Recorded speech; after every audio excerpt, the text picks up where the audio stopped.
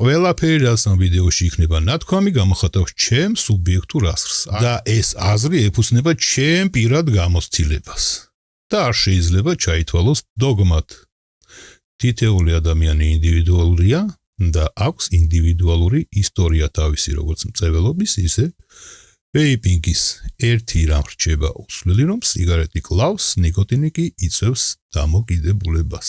და როდესაც მილიონობით ადამიანი დაიღუპა უკვე სიგარეტისგან, მაშინ იფიქრეს ადამიანებმა რითი ჩავანაცვლოთ და აღმოჩნდა ერთ-ერთი ჩინელი. მოკლედ ამ ადამიანმა დაასკვნა, რომ თუ ადამიანებს შეუძლიათ მიიღონ ნებისმიერი მედიკამენტი, თითქმის ნებისმიერი მედიკამენტი კვამლის საშუალებით, აი რასაც აკეთებდნენ შამანები, მაგალითად შამანები აკეთებდნენ რას?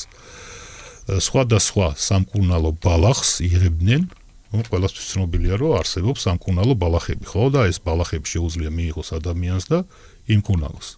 უბრალოდ უნდა იცოდეს, რომელი ბალახი რას შველის. ეს სამკურნალო ბალახი თუ შეუძლია, რომ დაწვას ადამიანს და მიაწოდოს ორგანიზმს კვამლის საშუალებით და განიკურნოს თავი, ასევე შეიძლება ორთქლის საშუალებითაც მიაწოდოს, იმიტომ რომ ფილტვებიდან ჩვენ შეგვიძლია მივაწოდოთ სხვადასხვა მედიკამენტი ორგანიზმს. მედიცინაში არის ესეთი აპარატი, რომელიც საშუალებითაც ჩვენ ვღებულობთ ფილტვებიდან სხვადასხვა მედიკამენტებს და ეს არის ინჰალატორი. პრინციპში ეს ჩვენი მოწყობილობები არის იგივე ინჰალატორი. უბრალოდ სამედიცინო ინჰალატორები ცოტა სხვა ფორმის არის. რა არის ვეიპი? ანუ როგორც მას უმეტესობა უწოდებს, ელექტროსიგარეტი. თუმცა ჩემი აზრით მას სიგარეტთან არანაირი კავშირი არ გააჩნია. თუ არ ჩავთვლით იმას, რომ მისი საშუალებით რეალურად შესაძლებელია ისეთი მავნე-ჩვევისგან განთავისუფლება, როგორიცაა სიგარეტის მოწევა. დაუბრუნდეთ ვეიპს. მას ასე 2003 წელს ჩინელმა ფარმაცევტმა ხონ ლინგმა გამოიგონა და დააპატენტა ელექტრონული მოწყობილობა, რომლის დანიშნულება იყო მიეწოდებინა ორგანიზმისთვის ნიკოტინი ორთქლის საშუალებით. მან ჩათვალა, რომ თუ მოწყობილობა ვიზუალურად ანალოგიური სიგარეტის მსგავსი იქნებოდა და მის გემოს გადმოსცემდა, მაშინ ადამიანებს არ გაუჭირდებოდათ მასთან შეგუება. 2004 წელს ჩინურმა კომპანია რუანმა პირველი ეგზემპლარი გამოუშვა. იგი ჩიბუხის მსგავს ფორმას იმეორებდა, თუმცა მოუხერხებელი და არაპრაქტიკული იყო.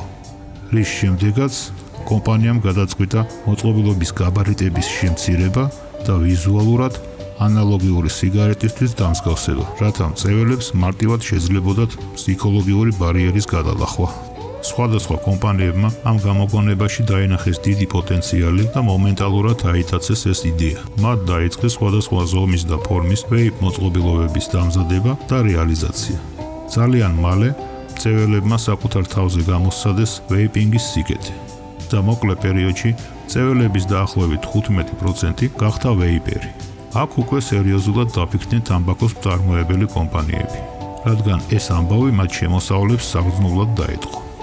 მწვერვალებს ვეიპის საშუალებით რეალურად შეეძლოთ თავი დაენებებინათ ამ მავნე-ჩვევისათვის, შეემცირებინათ საკუთარი ჯანმრთელობის დამანგრეველი და ხშირ შემთხვევაში სასიკვდილო ზიანის მიყენება. ცნობილია, რომ თამბაქოს მოხმარების შედეგად ყოველწლიურად დაახლოებით 7 მილიონი ადამიანი იღუპება. დღეს ვეიპ ინდუსტრიაში თამბაქოს მწარმოებელი უმსხვილესი კომპანიების ოპერირებენ. დავუბრუნდეთ ისევ ვეიპ მოწყობილობებს და მათ ევოლუციას. თანამედროვე ვეიპ მოწყობილობებმა სერიოზული განვითარების გზა გაიარეს და ძალიან განსხვავდება იმ მოწყობილობებისგან, რომლებიც თავდაპირველად იყო წარმოდგენილი. ისინი არა მხოლოდ გარეგნულად განსხვავდებიან მათი წინამორბედებისაგან, არამედ შიგთავსითაც. ბაზარზე გამოჩნდა როგორც მრავალფეროვანი მექანიკური, ასევე გაცილებით უსაფრთხო მოწყობილობები, რომლებშიც მოთავსებულია სხვადასხვა ბრენდის ელექტრონული პლატები, ძვირადღირებული პროცესორებით, რომლის საშუალებითაც მომხმარებლებს შეუძლიათ აკონტროლონ ატომაიზერისთვის მიწოდებული დენის სიმძლავრე.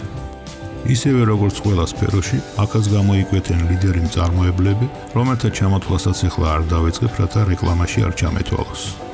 ამავდროულად გვერდზე არჩეულია მოდურ ტენდენციებსაც, ხოლო გაპიარებული ბრენდები სხვადასხვა ვეიპ გამოფენებზე თავის ინოვაციებს გვთავაზობენ. თუ თუმცა ამის მიუხედავად პრინციპი არ შესვილა.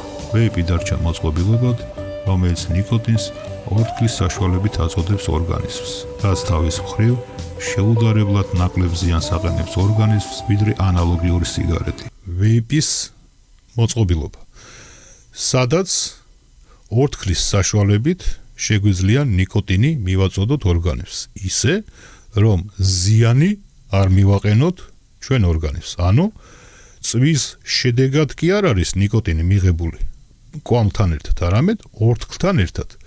და ეს ორთქლი უნდა იყოს უვნებელი ან ძალიან ცოტა ზიანი მიაყენოს ორგანიზმს. ხო, აი ესე ვიტყვი, იმიტომ რომ თლად უვნებელი რო თქვა, შეიძლება ვიღაცებს გული წაუვიდეთ.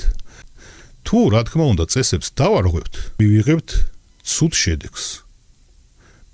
ატამი კარგია, არანაირი ზიანი არ მოაქვს, მაგრამ თუ ჩვენ დავარღვევთ წესებს, მაშინ ატამის კი იქნება მავნებელი, ხო? ატამია ჩვეულებრივი ხილი. ან სხვა ნებისმიერი ხილი.